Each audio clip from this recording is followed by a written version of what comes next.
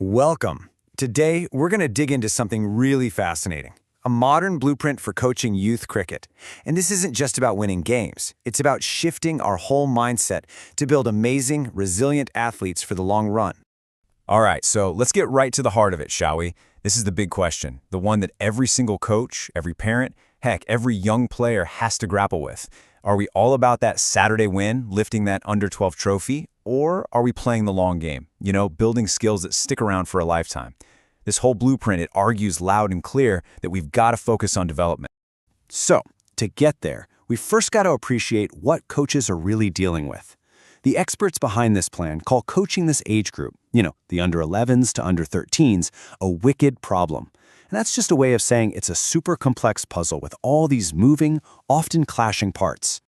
And here's what that wicked problem actually looks like on the ground. You've got parents, and look, they mean well, but they want to see their kid do great right now. Then you've got this huge mix of kids in one group, right? Some are dreaming of playing for their country, and others are just there to hang out with their friends. Throw in the fact that you can't get into the sports hall in winter, you've got way too many kids for one coach, and that constant pressure to win, yeah, you can see why it's a massive juggling act. So where do you even start with a problem that big? Well, the first step in this whole blueprint is honestly a game changer. It's all about realizing that not every kid shows up to practice for the same reason. We have to look deeper than just who's good and who's not and figure out what really makes them tick. And the tool for that is this brilliant framework called the Three Worlds Continuum. Now, this isn't about splitting kids into the A team and the B team like we always do.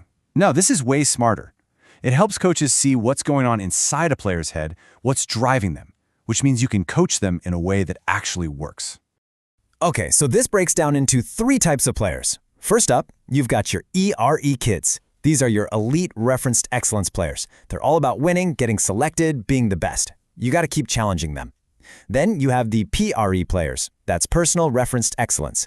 These kids are competing against themselves. They want to get better, hit their own personal bests, clear goals and feedback. That's their jam. And last but not least, the PPW crew. Participation for well-being.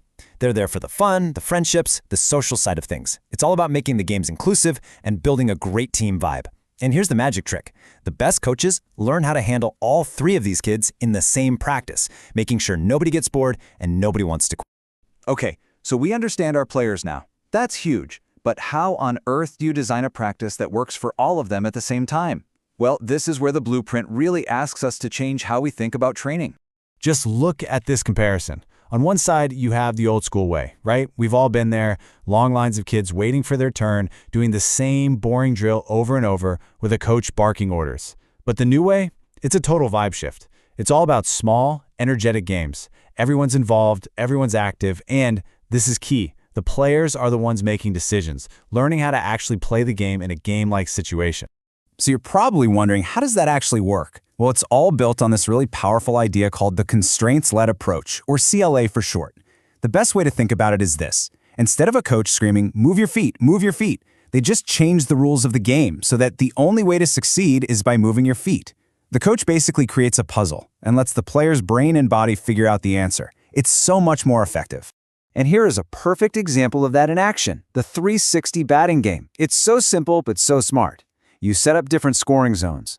For a couple of overs, you tell the batter you can only score straight down the ground. And what happens?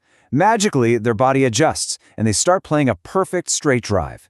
Then you switch it up. Okay, now you can only score square of the wicket. And boom, they start figuring out the cut shot and the pull shot. The coach barely has to say a word about technique. The game is the teacher. So, we've got the player types down, and we've got these awesome game-based practices. But how do you string it all together so it's not just a bunch of random games? How do you make it part of a real long-term plan? That's where this idea of a nested master plan comes into play. The big idea here is that absolutely nothing you do in practice is random. It's all connected. The concept is called nested planning, and the Russian doll analogy is perfect. You have a single drill, which fits inside that day's session. That session fits inside the week's plan. The week fits into the seasonal block. And that whole season is building towards a big 2-year vision. It all connects. And here's how you can think about those levels. You've got the macro level, that's your big overarching 2-year vision. Then you've got the meso level, which is the season. You break that down into chunks, right? Like a winter phase for fundamentals and a summer phase for competing. And then you have the micro level. That's today's practice. That's the warm-up, the game, the chat afterwards. And the whole point is that the micro always serves the macro. So, what does a year actually look like in this system? Well, it's pretty logical. You start in the winter, probably indoors, and just focus on the basics of movement, getting athletic. Then, as you get closer to the season, you start doing more gamified net practices to really sharpen up those cricket skills. Summer, obviously, is game time, putting it all into practice in real matches. But, and this is so important, there's a dedicated phase at the end for transition, for rest, for playing other sports. This is absolutely critical to stop kids from burning out. And this quote from the researchers who developed this stuff, Abraham and Collins, just nails it. It's all about how short-term actions can be coherently aligned with long-term intentions for impact. I mean, put simply, it's about asking yourself every single practice, is what we're doing today helping us build the player we want to see 2 years from now? If the answer is yes, you're on the right track. All right, and now we get to the final piece of the puzzle. And honestly, it might be the most important one. This whole blueprint is built on the idea that we're coaching human beings first and cricketers second. It's about building the whole athlete, not just someone who can score runs or take wickets. So, how do you do that? Well, the plan actually bakes psychological skills right into the training sessions.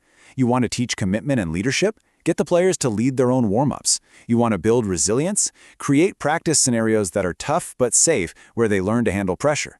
The point is, you're not sitting them down for a lecture on mindset. They're learning it by doing it. And physically, we're not talking about sending 12-year-olds to the weight room. It's much simpler and safer than that. It's about mastering 5 key bodyweight movements, the big 5. A good squat, a stable lunge, pushing and pulling, bracing your core, and rotating powerfully. If a kid can nail these 5 things, you're building an athletic foundation that will help them stay strong and, crucially, avoid injuries as they get older. Speaking of avoiding injuries, that physical foundation also means being super careful about how much we ask of these young athletes, which brings us to this number, 7.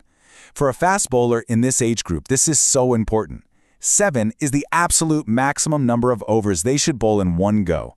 Any more than that, and you are seriously risking their health, especially with things like stress fractures in the back. It is non-negotiable. So let's pull it all together. You take this idea of understanding the player, you combine it with game-based learning, you wrap it all in that smart, nested plan, and you focus on the whole person, mind and body. What do you get? You get this. This is the goal.